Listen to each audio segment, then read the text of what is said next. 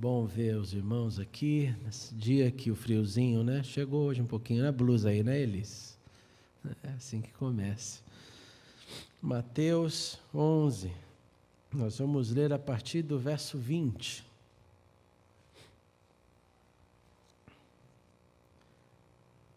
Mantenha a sua Bíblia aberta, é um texto maravilhoso. Mateus 11, 20 diz assim: Então ele começou a denunciar as cidades onde se realizara a maior parte dos seus milagres, por não terem se arrependido, dizendo: Ai de ti, Corazim! Ai de ti, Betsaida! Porque se em Tiro e Sidom se realizassem os milagres que em vós se realizaram há muito tempo, elas teriam se arrependido com roupas de saco e cinza. Por isso eu vos digo que no dia do juízo haverá menos rigor para Tiro e Sidom do que para vós. E tu, Cafarnaum, serás elevado até o céu? Até o inferno descerás. Se em Sodoma se realizassem os milagres que em ti se realizaram, ela teria permanecido até hoje. Contudo, eu te digo que no dia do juízo haverá menos rigor para a terra de Sodoma do que para ti. Oremos uma vez mais. Obrigado, Senhor, por esse tempo de louvor gostoso que tivemos, na singeleza da comunhão, podendo te adorar livremente. Muito obrigado, Senhor. Obrigado por essas vidas deste ministério de louvor que tem, ano após ano, dedicado o seu tempo, os seus dons para a tua glória, para este momento de inspiração. Eu te agradeço pela vida deles e peço a tua bênção, cuidado e recompensa que o Senhor dá aos seus servos. E agora vem, Senhor, com tua graça, o teu poder, e ajuda-nos a entendermos o seu recado. E além disso, a obedecermos a sua voz, pois aqui nos reunimos para te adorar, para te ouvir e para crescer. E oramos em nome de Jesus. Amém e amém. Ao lermos essa passagem do Evangelho de Mateus, é possível perceber de maneira direta e clara a relação entre cidade com o cidadão da cidade e as suas consequências. Você lê esse texto, de imediato você percebe isso, que na relação cidade-cidadão existe algo que vem dessa relação. E que essa relação cidade-cidadão não é algo da modernidade. Jesus está nos escrevendo aqui, cerca de 2000 anos atrás, nós temos o relato do evangelista Mateus, e essa é a primeira declaração que eu quero fazer. Existe uma relação entre cidade e cidadão, cidade e cidadania.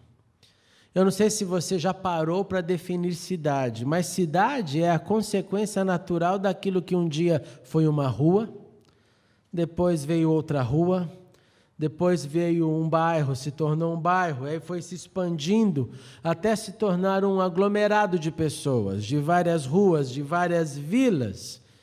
Serviços chegam na cidade. Alguém percebe a necessidade de um mercado, de uma escola e começa assim a se expandir. Tem uma cidade no Nordeste brasileiro que abrigou nos últimos anos cerca de 800 coreanos. E esses 800 coreanos lá nessa cidade, não me lembro o nome, é praia, cidade linda, um lugar que era quase deserto. E agora você tem lá a igreja coreana. Imagina que engraçado. Você tem mercadinho coreano e vão chegar mais 1000 coreanos até meados do ano que vem. Uma cidade que não tinha nada. Vem uma empresa, Com a empresa vem esses 800 funcionários e agora já estão chegando mais 1.000. Vai virar literalmente uma cidade habitada e não uma cidade deserta. Nesse processo de desenvolvimento de qualquer cidade, o que acontece nela é que é possível identificar em cada cidade uma personalidade. Como eu disse, lá nessa cidade do Nordeste, a personalidade ficou coreana, porque são eles que habitam lá. Então, a cultura vai ser a cultura coreana. A cidade, então, tem uma vocação. A cidade tem um estilo de vida. Cada cidade gera um estilo de vida. Consequentemente, um comportamento. Consequentemente, características. E quando eu digo vocação, eu digo que esse aglomerado de pessoas que são e que representam a cidade, porque a cidade é só o lugar onde mora gente. A cidade pode ter a maior estrutura da terra, mas se não tem gente, ela não é uma cidade viva, ela é uma cidade fantasma. E a sua vocação é a representação daquilo que ela é, daquilo que as pessoas possuem. Quando Juscelino Kubitschek construiu Brasília, por exemplo, ele teve a ajuda dos chamados candangos, de gente que vinha de várias partes do Brasil, que sonhou junto com ele a construção de Brasília, da nova capital brasileira, e é claro que aquilo foi feito com esse sentimento de ser um local novo, uma nova esperança, uma cidade que refletisse mais uma vida comum, num plano, num horizonte, sem muitas subidas, como é Brasília Central, tudo meio parecido, tudo meio até comunista. E esse processo, então, de que a cidade gera uma personalidade, que a cidade tem uma vocação, que a cidade gera um comportamento, eu faço uma definição para você que é a base do nosso pensamento de hoje, que é o seguinte: eu e você, nós somos influenciados pela cidade em que vivemos. Eu sou influenciado pela cidade que vivo, e eu posso, se desejar, se eu tiver vontade, influenciar o local, a cidade onde eu habito. Influência recebida, fato. Poder para influenciar, depende do que você deseja fazer da sua vida. Portanto, a cidade, o ambiente que eu vivo, com as suas tendências, com a sua rotina, exerce uma influência em mim. E eu reflito essa influência. De modo que eu e você podemos ser produto e consequência da cidade que eu habito. Deixa eu pegar essa teoria e te trazer alguns exemplos práticos. Você e eu moramos em Londres. Alguns há mais tempo, outros há menos tempo. Essa cidade tem hoje mais de 8,4 milhões de habitantes. Cidade grande. Pra você ter uma ideia, em comparação, São Paulo, capital, tem 11 ponto alguma coisa. Você está com 8,4 em Londres. Claro que no estado de São Paulo o número é muito maior, mas São Paulo, capital, 11 ponto alguma coisa. Essa cidade tem uma vida, essa cidade tem uma rotina, essa cidade tem uma forma em que as coisas acontecem e nós recebemos essa influência. Você já não é mais quem era quando chegou aqui. Você chegou aqui, tenta lembrar lá como é que foi a tua primeira chegada, teu primeiro jeito, teu primeiro encontro com o clima, o teu primeiro encontro com uma civilização organizada, onde as coisas funcionam, onde o transporte público anda. Você se transformou, isso aconteceu em você. Aí você volta para a sua cidade natal. E quando você chega na sua cidade natal, você começa a fazer essa comparação automática. Você começa a falar, caramba, por que essas ruas estão todas pichadas? Por que esses muros são todos pichados, depredados? Você começa a comparar a quantidade enorme de crianças que vão bater no seu farol no carro para te pedir dinheiro. Ou como eu um dia, entrei em desespero absoluto. Quando uma criança bateu no meu vidro, e no Brasil eu faço questão de carregar moedas para dar. E eu bateu no meu vidro uma criança, e era um menininho, e uma menininha atrás dele. E ele chegou para mim e falou assim, tio, você não quer pagar R$1? Ela faz qualquer coisa que o senhor quiser. Eu falei, eu vou pegar a polícia, menino, para ver se ele acordava. Ele saiu correndo, eu fiquei desesperado, desesperado de ver uma cena dessa. Eu já morava aqui. Então você compara, você fala, poxa, isso não faz mais parte do meu dia a dia. Quando você vê lá um homeless lá no Brasil, você sabe que o cara realmente não tem nada. Ele não tem nenhum benefício. Ele não tem aonde cair morto, literalmente. Ele não tem comida, ele fica catando lixo na rua. Os cata-lixos, os catalatas. E isso choca. E aí você percebe o que a cidade fez em você. Porque quando estava lá, isso não te sensibilizava mais, nem eu. Não é verdade? Você não ficava completamente chocado, era normal. Não estou dizendo que não te poder tocar o seu coração. Geralmente toca o coração do brasileiro no Natal. Porque alguém inventa uma campanha de solidariedade, todo mundo se une, alguém com um bom espírito natalino pega uma carroça e fala, eu vou subir um morro, quem quer dar presentinho para todo mundo? Mas a verdade é que quando está longe dos olhos, longe do coração, esse dito é um dito popular e verdadeiro, vai se esfriando. E quando você se depara de novo, você fala, nossa, não dá. Não dá mais essa desorganização, não dá mais esse jeito de viver, não dá mais esse transporte público, não dá, que saudade.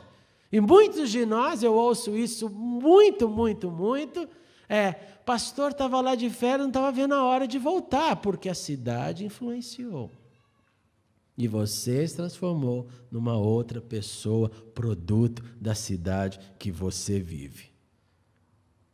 Agora, é óbvio que muita gente deseja isso, é óbvio que tem a outra moeda, é óbvio que hoje, para você ter uma ideia, o governo brasileiro está investindo em pesquisa da chamada síndrome do retorno. Já ouviu falar disso? O Itamaraty lançou uma cartilha alguns anos atrás, chamado Guia do Retorno, e existe na Universidade Federal um grupo de pesquisadores para receber os que estão retornando, porque esses terão transtornos comportamentais e precisa de um time de psicólogos e psiquiatras para dizer para você, a vida mudou, a cidade é outra. A cidade é outra. Então, quem morou nesse primeiro mundo e vai fazer esse retorno, tem que estar pronto para essa transição que prova que a cidade que você mora influencia o seu jeito de viver. Falando em Brasil, nós sabemos que amanhã o Brasil terá um evento importantíssimo e que a decisão das urnas de amanhã, indo para o segundo turno ou não, só Deus o sabe, afetará as cidades. Afetará porque o governo terá que tomar rumos. Se permanece o que está, continuidade do planejamento que se diz ter, se é uma nova transição, um novo recomeço, continua o que é bom, para o que é ruim e vai afetar as cidades.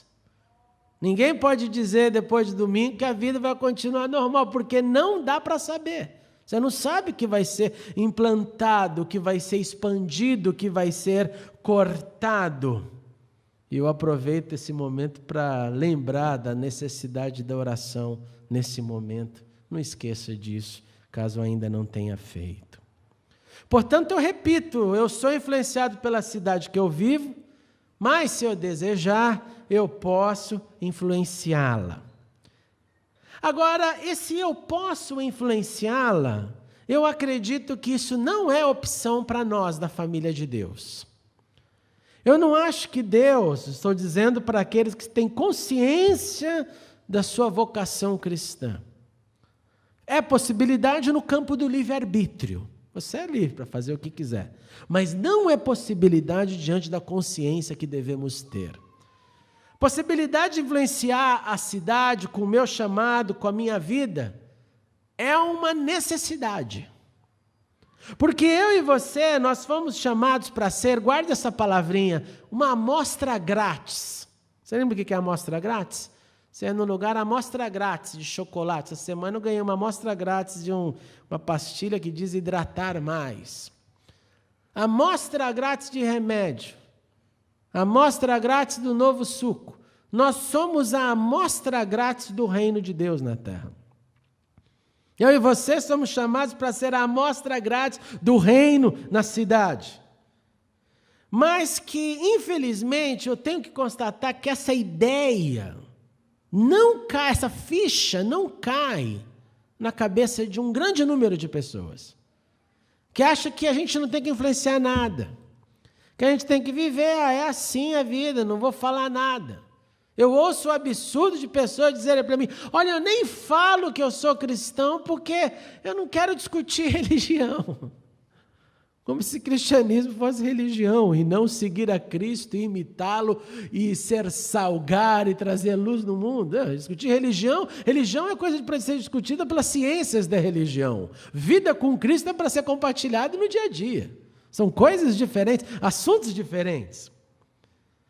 Então, por causa do jeitinho, de omissão, de decisão, de individualismo, eu acabo tirando essa visão chamado, que poderia usufruir dessa possibilidade de influenciar a cidade, e eu esqueço do status que Paulo deixou tão claro quando ele disse que nós éramos e somos embaixadores do reino, embaixadores de Cristo, é o que Paulo disse em 2 Coríntios 5:20, como se Deus... Ouve isso, como se Deus exortasse por nosso intermédio. Não é só uma representação diplomática. É como se Deus exortasse o mundo, a cidade, pela minha vida, pela sua vida. Agora, essas falhas, essas omissões não ficam só na cidade. Essas omissões, essas falhas ficam também nas igrejas que se situam nas cidades. Essas falhas se manifestam no processo de agregamento. Aqui não se agregam ruas, mas aqui se agregam pessoas que moram em ruas. E quando a igreja agrega pessoas sem brilho e que não desejam brilhar, sem brilho e que não desejam brilhar, a igreja se torna invisível na cidade. E ela se torna invisível aos de fora, e ela se torna não relevante aos de dentro. Invisível porque eu não discuto religião lá fora. Invisível porque eu não quero gerar discípulo nenhum, esse negócio dá trabalho. Invisível porque eu adquiro a cultura de usufruir da cidade e o resto que se exploda. Londres é legal porque dá o meu pound, o resto que se exploda. Quero saber de cidadania, da implementação da Sharia, não quero saber de nada, eu quero meu dinheiro. Eu falar para um cara lá em outra língua, que falar é nada. Nem para brasileiro eu falo, vou falar para um de outra língua. Então, quando agrega esse tipo de situação, nós acabamos trazendo a influência da cidade para dentro da igreja. E a igreja se torna essa igreja não relevante para os de dentro e invisível para os de fora. E esses que assim se comportam é gente que não quer se engajar no bom combate da fé. Não quer ter engajamento, não quer dizer eu sou da militância, não do Partido Verde. Ou seja, qual for o seu. O meu não é o verde. Mas militância do partido de Cristo. Militância do partido do reino. Sabendo que nós somos esses membros e não a liderança da igreja, que é a única que tem que se preocupar em pregar o evangelho. Nós só vamos ouvir e ficar quietinho. De modo que a influência da cidade, sem que você perceba, já te moldou. A influência da cidade, sem que você perceba, já alterou o seu comportamento. A vida na cidade, sem que você perceba, calou ou quer calar a sua vocação de fé. E não só isso. ela influencia a minha e a sua fé, o desenvolvimento da minha e da sua fé. O que significa influenciar ou influencia o desenvolvimento da nossa fé? Gente, a fé não é algo que se recebe pronto. A fé não é um dispositivo que Deus aperta um botão, joga em você e você fala, eu tenho uma fé enorme. Mentira! Mentira quem fala isso. Porque se você diz assim, você está dizendo que você já ouviu tudo, não precisa ouvir mais nada, desenvolveu a fé no nível máximo que você está bem. E a definição de fé é que fé vem pelo... Ninguém ouviu tudo. Logo, a fé, primeiramente no campo teórico, ela desenvolve-se à medida que eu escuto. Por isso que nós escutamos. Por isso que Jesus nos deu esse exemplo de aprender uns com os outros. Segundo, a fé se desenvolve pela caminhada. Quando eu exercito, quando eu experimento. E ela aumenta com o tempo. Se eu tenho esse exercício e essa experiência com ela. O que eu vivo hoje no nível de crença não é o que eu vivi ontem. E não deve ser o que eu vivi há 10 anos atrás. Então a nossa fé tem que ser maior do que ela foi no passado. Porque fé não vem pronta.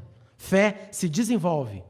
Eu acredito que o Espírito Santo é o que coloca o programinha, o file da fé em nós. Fé em Deus. E aí o desenvolvimento é obra do Espírito, mas eu tenho que ouvir. Eu tenho que me abrir. Agora, as influências da cidade têm feito com que haja um esfriamento na fé. A fé acaba então tornando para muitos uma lembrança de algo que diminuiu, ao invés de algo que cresceu. A fé para muita gente, ainda mais crente velho, é mais ou menos assim. Olha lá no passado, olha lá, quando eu vi tanta coisa acontecer, estava num fogo, num momento. O natural e hoje eu vejo mais, porque eu cresci mais na minha fé. E conforme eu cresço mais na minha fé, eu me torno mais sensível para a manifestação do divino no mundo, ao meu redor, na minha casa, na minha vida, na provisão, como o Davi falou hoje aqui. Em tudo que Ele me deu e tem me dado hoje.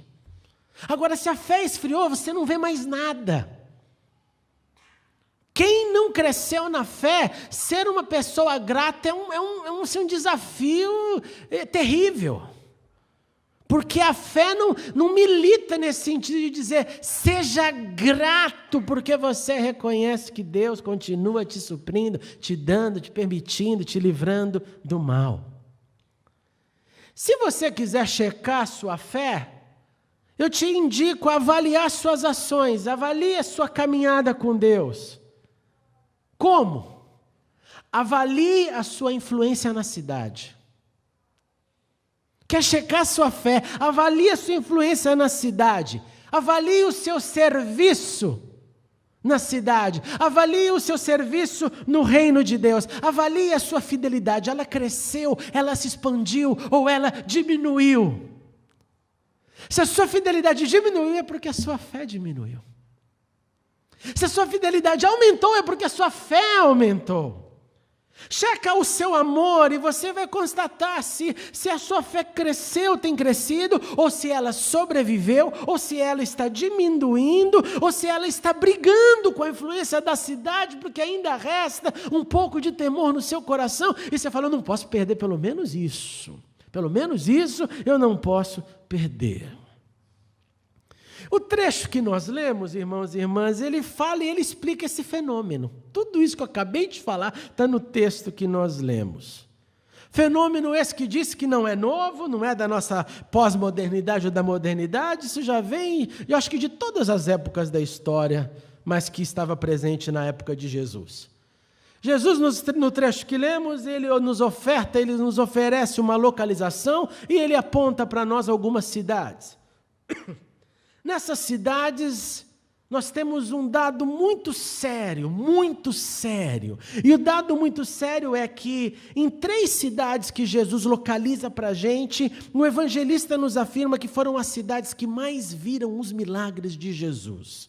Por que muito sério isso? Porque essas 3 cidades, elas constataram o maior momento da história. Essas cidades, elas eram próximas umas das outras, o nome delas é Corazim, Betsaida e Cafarnaum.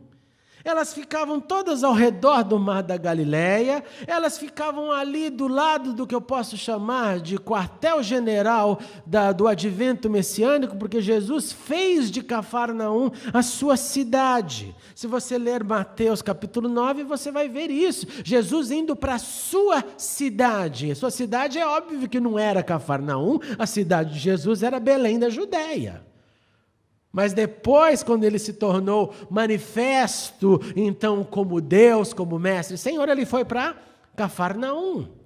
Cafarnaum tinha, então, ao seu redor, ali bem próximo, eu estou falando aqui de 4 quilômetros, 6 quilômetros, nós temos, então, Corazim, nós temos Betsaida.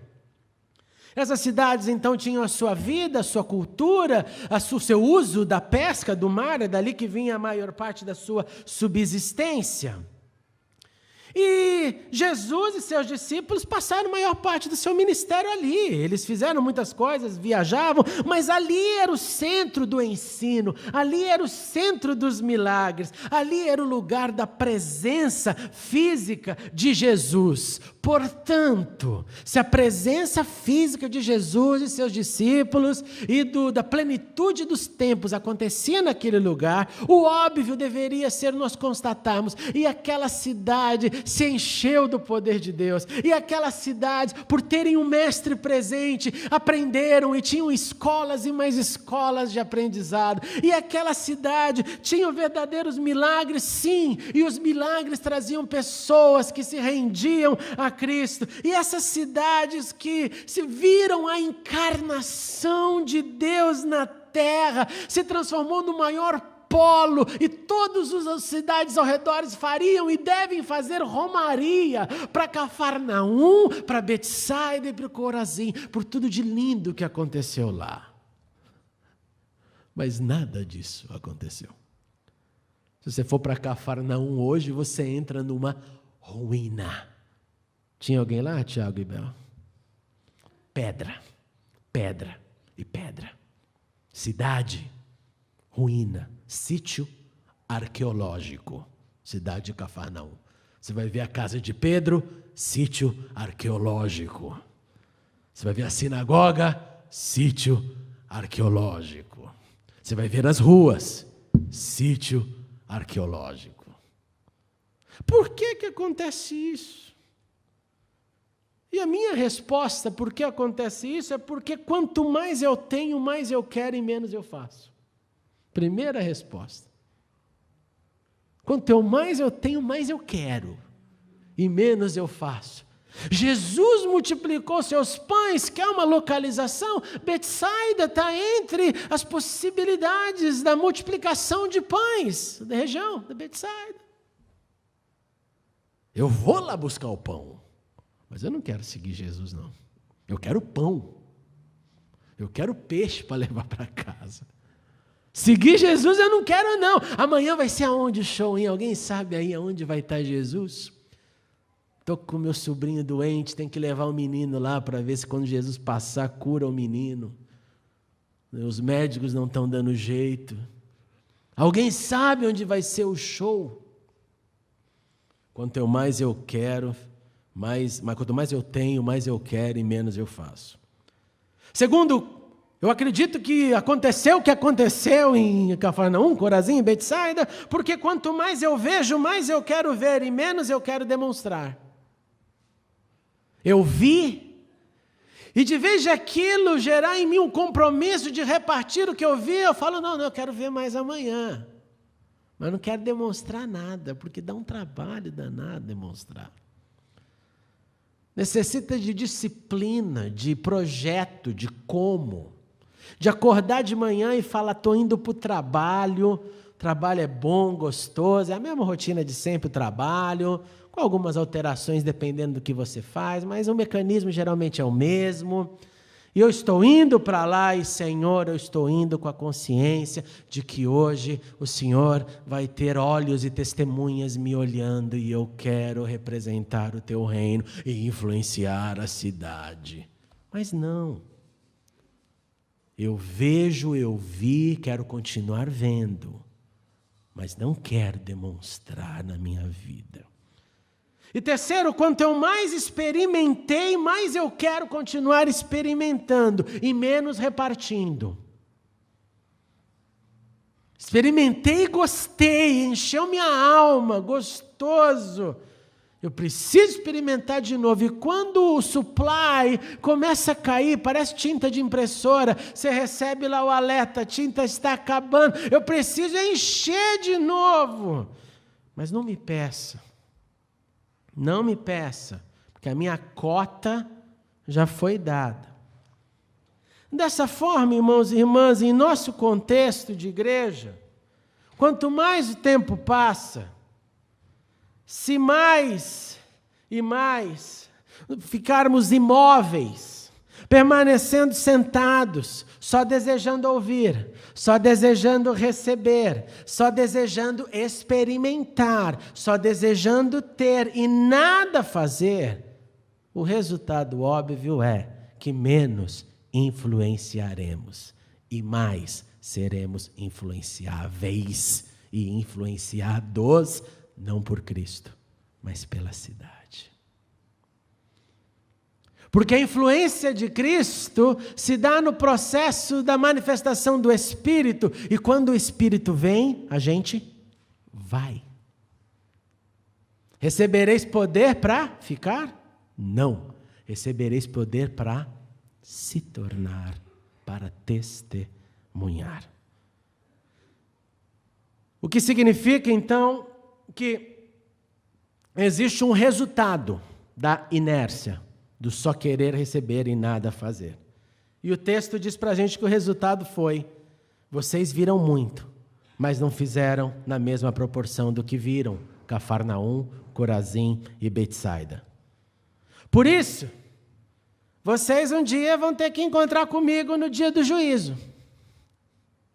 E no dia do juízo, eu terei mais rigor no julgamento com vocês do que terei com as cidades que foram menos visitadas.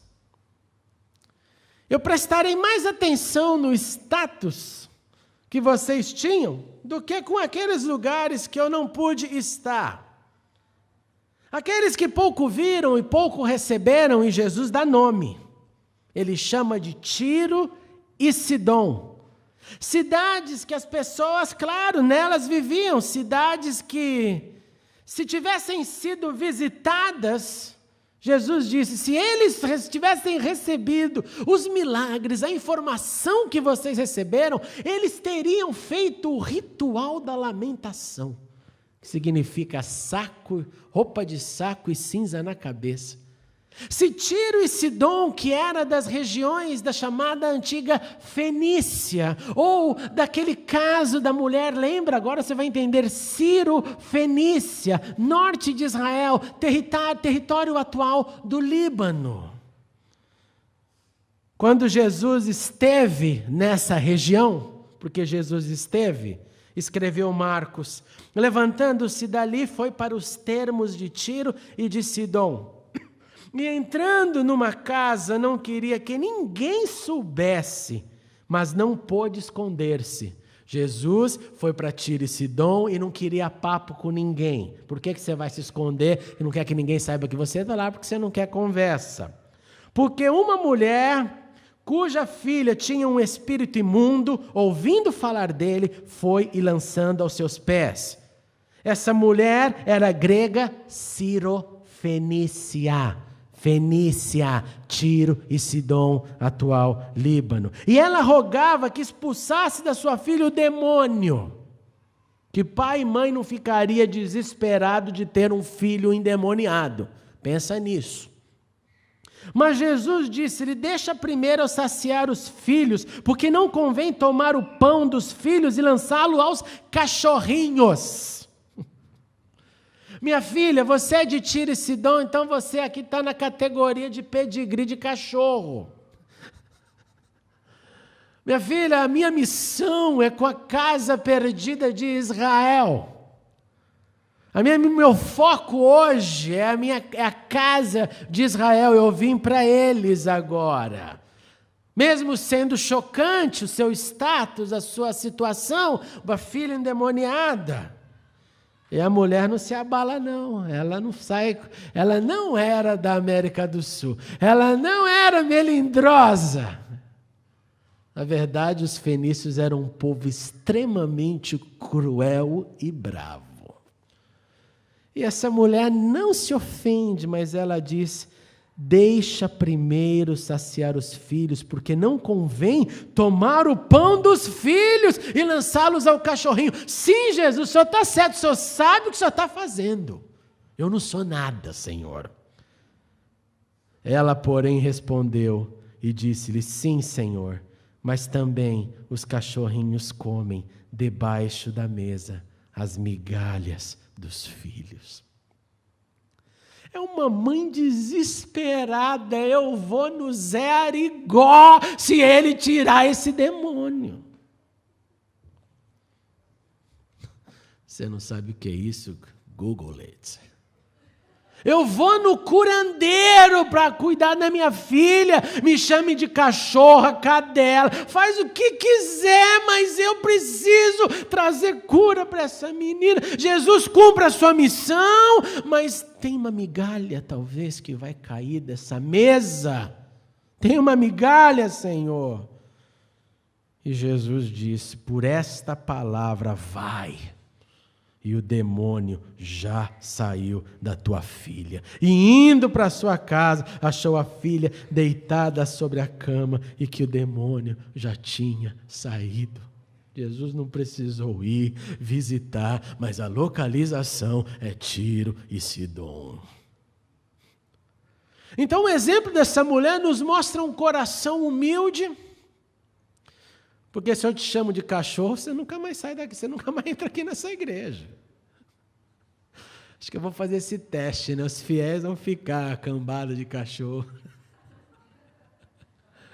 Eu gosto tanto de cachorro, que cachorro para mim é um adjetivo maravilhoso. Eu tenho um sonho de ter um cachorro, irmãos. Essa mulher não está nem aí com o título, com a exegese de Jesus, com o que ela ouve, ela quer a cura da filhinha dela. Ela quer o problema resolvido. Por isso que então Jesus disse: sim, Sidom e Tiro, pessoas abertas como lá existiam, se eles tivessem recebido o que vocês, Cafarnaum, Corazim e Betsaida receberam, olha, aquela cidade teria todos aceitado a mim. Mas a grande verdade é que Corazim, Betsaida e Cafarnaum, quanto mais recebiam, mais queriam e menos faziam. E aí vem a pergunta: gente, por que então, se eu sei que lá naquela localização tem gente com o coração aberto, por que eu vou ficar onde o coração está fechado? Agências missionárias discutem isso. Por que eu vou bater nessa faca aqui que só fura a minha mão? Se tem um povo ali que se eu fizer assim, vão falar: eu quero, eu aceito. Oh, Jesus, faz o que o Senhor quiser, eu estou aqui. Entre as possibilidades, porque ele estava primeiramente, como disse, focalizando a sua missão. Era a casa de Israel, não a Fenícia. Sua missão era específica. O que isso nos ensina? Isso nos ensina que existe um formato, um projeto, uma revelação progressiva que ocorre em etapas, regiões, cidades de maneira ordenada. E quem é o responsável disso? Não é Deus, é você. Responsável disso não é Deus, sou eu. Não é Deus que está falando: agora eu vou tocar ali. Não, porque Ele já nos mandou ir. Ele já nos mandou ir por todas as nações. Naquele momento histórico, Jesus estava limitando o seu foco para a casa de Israel. Mas a sua visita em Tiro e Sidom e o seu toque, a libertação dessa endemoniada, já era um anúncio de que aquela cidade também seria visitada, como toda a nação gentílica seria visitada, como todo o planeta deve ser visitado por nós, os que têm sal para dar, os que têm luz. Primeiramente, para o judeu, mas depois para toda a terra. É o que Paulo diz em Romanos 1,16. Eu não me envergonho do evangelho, pois é poder de Deus para a salvação de todo aquele que crê. Primeiro do judeu e também do grego. Paulo entendeu direitinho. Jesus teve uma missão, ele começou de um lugar que era consequência de toda a revelação que aconteceu com o povo de Israel, com o nosso pai Abraão e depois todo o resto. Mas agora tem um mundo para ir. Eu e você. Eu ouvi um dia um relato do missionário lá na Amazônia, que ele trabalhou em muitas tribos indígenas no Amazonas, e um dia ele andando, sobe, desce, cruza a floresta, anda daqui para lá, de repente eles estavam devastados, cansados, malária, tudo de ruim acontecendo. E quando eles chegam ali numa encruzilhada, eles sabiam no mapa deles de localização que existia a mais 5 quilômetros dali um povoado. No Amazonas nós temos muito isso, os povos ribeirinhos, não necessariamente índios, povos ribeirinhos. E esse povo ribeirinho, eles olharam um para o outro e falaram assim, gente, nós estamos doentes, nós estamos com malária, nós estamos mal, hoje não, vamos embora. Era o consenso, vamos embora. E esse missionário falou, ainda que eu morra pelo caminho, eu vou andar esses 5 quilômetros e vou anunciar o evangelho, porque eu não sei se eu volto aqui na minha vida. E ele foi. A história é longa, mas para resumir, hoje tem uma igreja lá com mais de 500 pessoas. Porque alguém disse, talvez seja a minha última chance, a minha única esperança, eu não posso perder, porque fui eu chamado para influenciar a cidade, e não a cidade para me influenciar. Custa a minha cabeça, a minha dor, a minha febre. Eu fui o chamado para influenciar, inclusive as cidades que ficam nas florestas. A segunda possibilidade que vejo, por que então Jesus não ficou lá em Tiro e Sidom, em outros lugares, que pessoas o aceitariam de maneira fácil? É porque Deus, na sua misericórdia e plano, Ele nos concede tempos e tempos, momentos e momentos para receber e depois de agir, para que depois dessa revelação, depois que esse tempo aconteça, segundo a escolha de Deus, mas que haja em nós um movimento, uma ação de influência, porque eu recebi para influenciar. Mas para todos escutarem, como eu disse, que é a nossa responsabilidade, que o mundo escute, alguém precisa receber primeiro. Então, o que Deus está fazendo hoje com o mundo livre, deixando a gente escutar, nós estamos engordando de tanto ouvir, é tentando gerar sensibilidade, falando, se você não foi chamado, como já disse muitas vezes, para morrer por Cristo, você foi chamado para ajudar. Você foi chamado para ajudar. Essa semana, o ISIS chegou a 1 milha de Bagdá. 1 milha de Bagdá. E no dia que o contato que eu tenho lá recebeu essa informação, a ISIS está aqui, o Estado Islâmico, a 1 milha daqui. O tipo vereador da cidade foi até ele e falou, pastor, eu quero que o senhor me batize e batize meus filhos e a minha vida, porque nós pertencemos a Jesus. E esse pastor escreveu um recadinho assim, entre o céu e o inferno em alguns minutos. Inferno, porque se o Estado Islâmico entrar em Bagdá, ele sabe que ele vai ser o primeiro da lista, o pastor da igreja. Entre o céu, porque 5 vidas se batizaram. E o adolescente menor olhou para ele, e quando terminou o batismo, saiu do batismo, olhou para ele e disse, pastor, eu estou me sentindo diferente. E ele olhou para esse menininho e falou, você já está diferente. Porque Cristo está em você. Se ele recebesse a influência da cidade nessa hora, ele falaria o quê? Não, a cidade está vindo contra mim, a cidade é mais forte do que eu, a cidade está sendo manipulada pelo Estado Islâmico, então eu vou com um bonde, eu vou com um barco. Mas ele preferiu ser diferente. entregando a sua vida a Cristo e sabendo que essa entrega poderia resultar e pode resultar em morte, se o Estado Islâmico chegar em Bagdá. De modo então que, se Deus na sua presciência me chamou para receber no tempo chamado hoje, brigue com Ele se você não está feliz por isso. Talvez você preferisse estar num ponto extremo da terra que nada chegasse lá, como mais de 2.000 línguas que nós temos sem um verso da Bíblia. Mas chegou até você, chegou até mim. Essa semana nós tivemos o Report Malawi lá em Barking, eu fiquei muito feliz, alegria do grupo nosso que foi para lá, 3 jovens que foram para lá, e essas 3 jovens muito impactadas com o que viram, e ao mesmo tempo eu falo para vocês que é um mix de alegria e tristeza, alegria por ver o que Deus fez, de ter levado um primeiro time da igreja inglesa para lá, 5 pessoas, mas ver daí as fotos e ver as criancinhas, escola dominical, mais de 100 crianças sentadas no meio do nada, porque a igreja não tem parede, não tem teto, não tem nada, mais de 100 crianças, e o repórter que eu ouvi foi o seguinte, quando nós falamos que ia começar a falar de Jesus, elas não ouviram um pio das crianças. As crianças descalças com as suas barrigas grandes de toda a verminosa que você pode imaginar ali, mudas, querendo ouvir o Evangelho. Mas sabe por que você ficou triste, pastor? Eu fiquei triste porque me dá desespero não ter dinheiro para fazer mais coisas. Me dá desespero de ver situações assim. Eles queriam que eu fosse com eles, eu falei assim, você quer saber a verdade? Eu falei, eu não tenho mais forças para ir. Não tenho. Se eu for, acho que eu tenho um infarto, eu morro lá, de ver uma coisa que eu não possa fazer mais.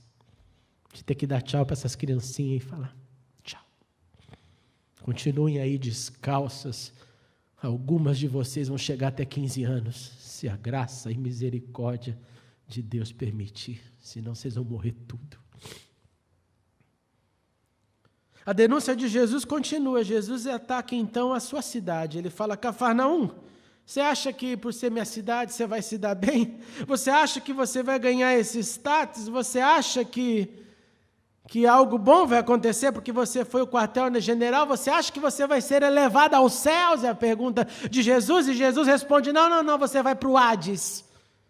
Que no grego significa sepultura, trevas, profundezas e inferno.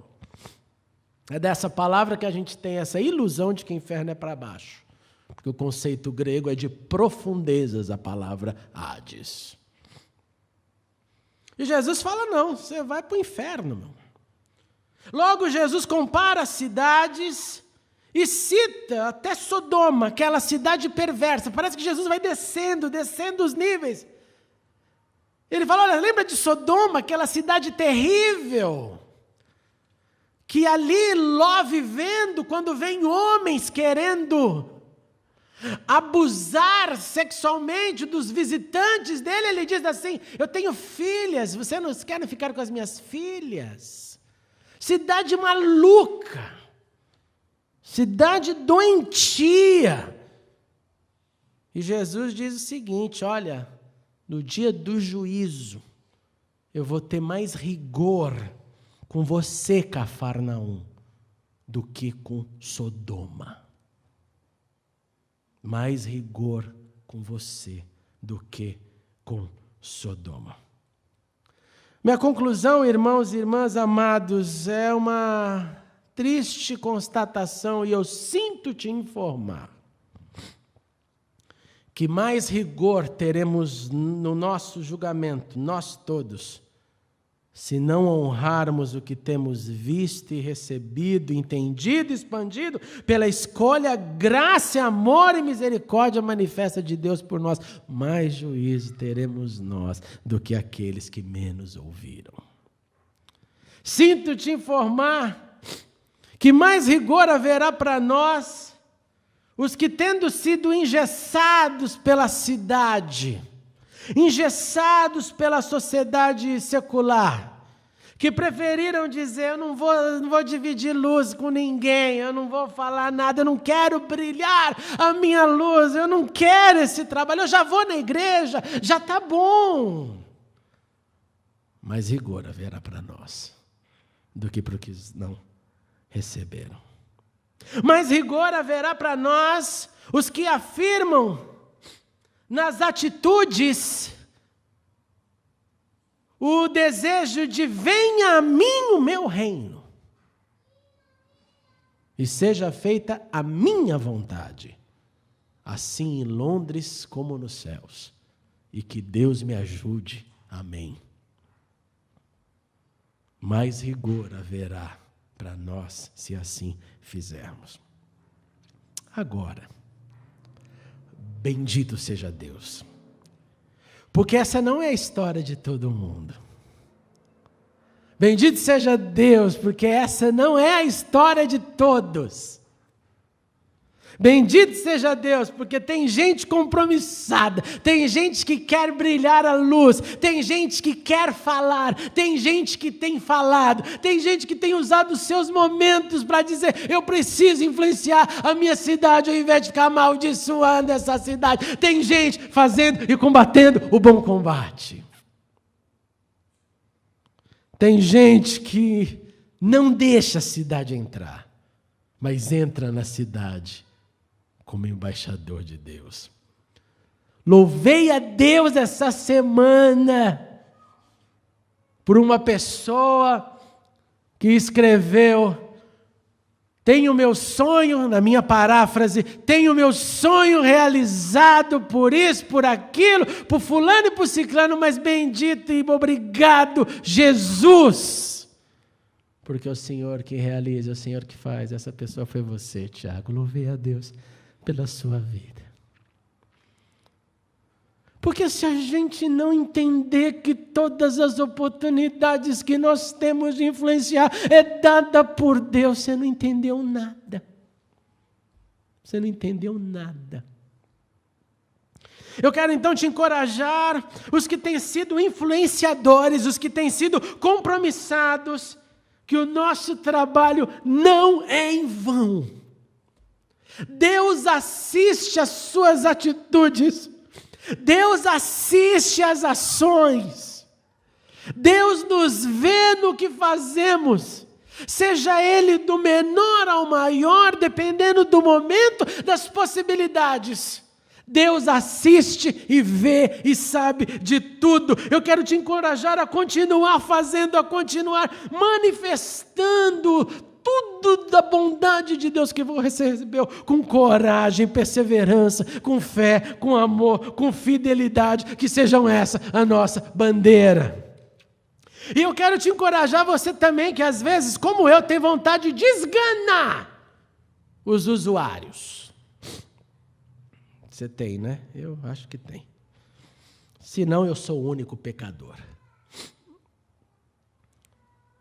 Quando dá vontade, eu vou esganar esses novos moradores que querem reabitar Cafarnaum, Betsaida e Corazim.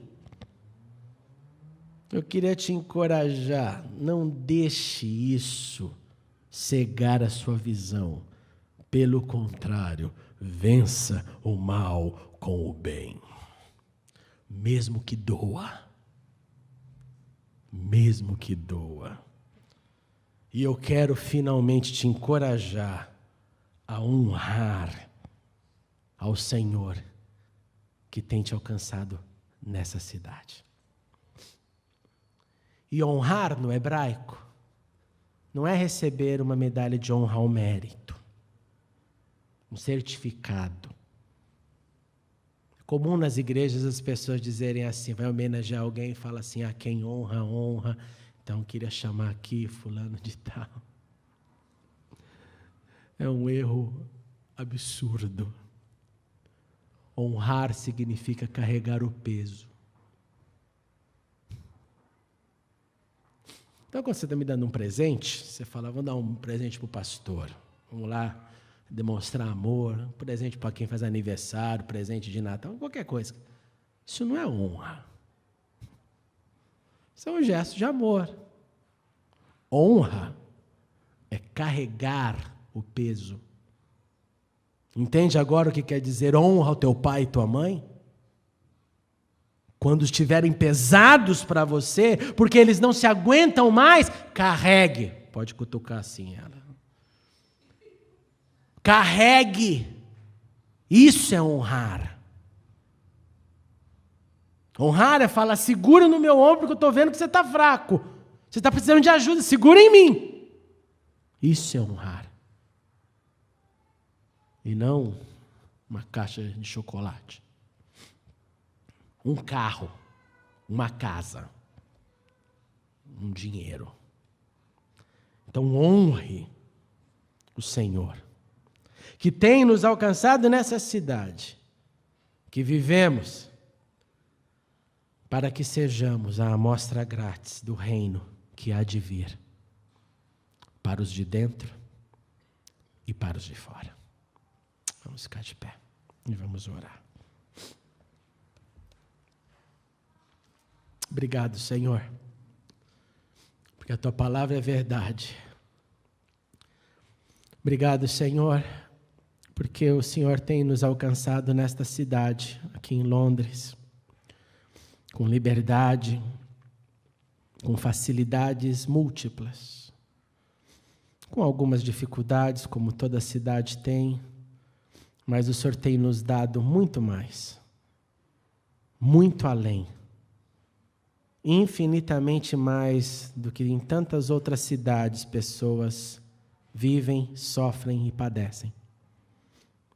E diante de tudo aquilo que o Senhor tem nos dado, eu quero te suplicar que a influência da cidade não seja o que dirige a nossa vida, mas que a influência do Senhor em nós seja o perfume que a gente possa repartir com a cidade que a gente vive. Em nome de Jesus, eu te suplico que o que aconteceu em Corazim, em Betsaida, em Cafarnaum, não se repita no Londres da nossa vida, ou nas cidades daqueles que nos assistem pela internet, que a cidade influencia e que a gente continua então com o canto da cidade, que é, eu já recebi, quero mais. Eu vi, quero ver mais. Eu experimentei, quero experimentar mais. Mas nada quero fazer, nem dividir, nem repartir. Em nome de Jesus. Eu quero orar também por aqueles que têm sido influenciadores. E bendito seja o seu nome, porque sempre existirão esses. Desde lá da oração do profeta, dos joelhos que não se dobravam a Baal, por toda a história, o Senhor sempre teve os seus e sempre terá. E eu oro para que esses, Deus, continuem pela força do Espírito, honrando ao Senhor, carregando a cruz que nos foi dada e levando o teu brilho por onde quer que passarmos. Em nome de Jesus, levanta-nos para sermos cidade de Deus na terra, para sermos a mostra grátis do reino na terra, influenciadores. Pai, eu aproveito também esse momento para orar pelo Brasil, por esse momento de eleições. Vem, Senhor, no coração de cada um e traduz nos votos, Deus, algo que seja reflexo do seu desejo. Dá discernimento para todos nós nesta hora. Dá discernimento para todo o mundo, para todas as cidades da terra, até que venha a Jerusalém que desce do céu, onde não haverá mais choro, onde cantaremos juntos hinos de louvor ao Senhor. Que assim seja, em nome de Jesus. Amém e amém. Deus te abençoe, Deus te guarde. Pode se assentar, meus irmãos. Muito obrigado por assistir a mensagem. Clique agora em inscreva-se para se cadastrar no canal e ser avisado de todas as novidades. Se você quiser ajudar na divulgação, clique em gostei e adicione o vídeo nos favoritos. Não se esqueça também de conferir as mensagens anteriores. Obrigado e até a próxima.